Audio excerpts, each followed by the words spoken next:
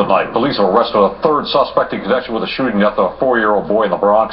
The latest suspect has not yet been named. The first man charged in that shooting, 17-year-old Rondell Pinkerton, is being held without bail for allegedly firing the shot that killed little Lloyd Morgan in Morsania last Sunday. Pinkerton's lawyers say he opened fire in self-defense that night because somebody was shooting at him. Right now, the hunt continues for the gunman who shot and killed a 14-year-old boy in the Bronx. The teen's father made the devastating find at Happen Park after his son didn't come home. And by the boy's side, a tennis racket. News 4's Bryn Gingras has the details. The boy's father tells us Kamar wasn't a problem child. In fact, he was an honor student who in his spare time would be on those courts playing the sport that he loved. His father says his son never gave him reason to worry until last night when he didn't come home during the storms. He was very, very, humble and listened to all the things that we did. Desmond Waldron considers himself to be Kamar Brooks' mentor, his teacher on the court and one of the last people who saw the teen alive. He says there were 3 young men who got caught in the storm and then gunfire. So when the shots rang out, they all ran out of the park, and the 2 that got out safe thought the other 3rd ran in a different direction. So they thought he went home. But Kamar never did make it home, and it wasn't until Friday morning that his father discovered his son here, just a few feet from the courts where he spent all his free time. News 4 sources say Brooks had been shot in the back of the head. He never looked like he was in danger at no time at all, because he was always with elder men playing tennis. Police surrounded Haffen Park searching for clues. Now the crime scene tape is down, replaced by Crime Stoppers posters, hoping information will flood in as to who killed this promising teen. My gut instinct is that it was a random shooter. Sitting next to his son's bowling, tennis, and track medals and trophies, Kamar's grieving father wants answers. It is devastating because he didn't expect it, especially such a good kid. Police say they did interview the 2 teens that Brooks was with last night, but at this point they have few leads as to what happened. In the Bronx, I'm Bryn Gingras, News 4 New York. The MTA is considering a proposal that would tack an additional $1 on the cost of every new Metro card you purchase.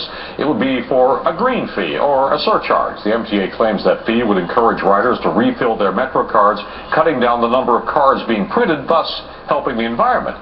It would also help the MTA's bottom line, bringing in $18 million a year.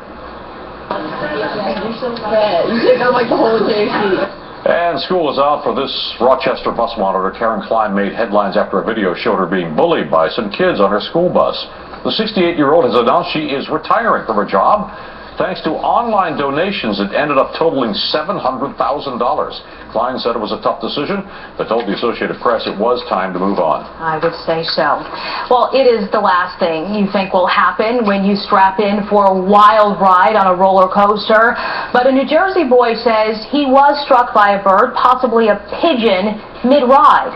And only on 4, the 12-year-old told us about the thrilling ride that came with quite a surprise. When it hit me, I'm just like, what the, like, someone threw like a ball or something? Shane Mattis expected a thrill at Six Flags Great Adventure in Jackson Township, New Jersey. But nothing like this. And I was like, oh my god, oh my god. That's when he got a mouthful.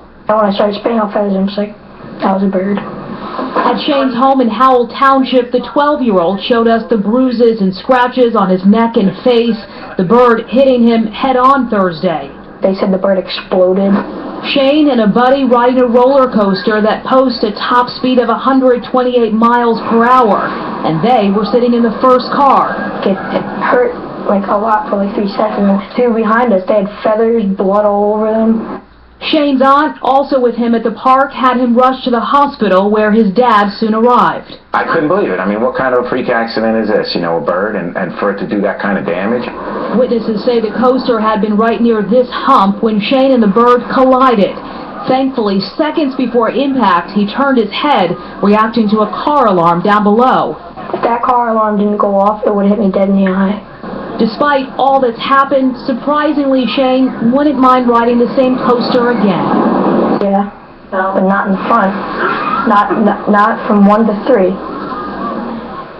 not from 1 to 3, but 4 and on is okay. State regulators did investigate, but gave the ride the all clear. A Six Flags spokesperson tells us nothing like this has ever happened there before, calling it a true act of nature.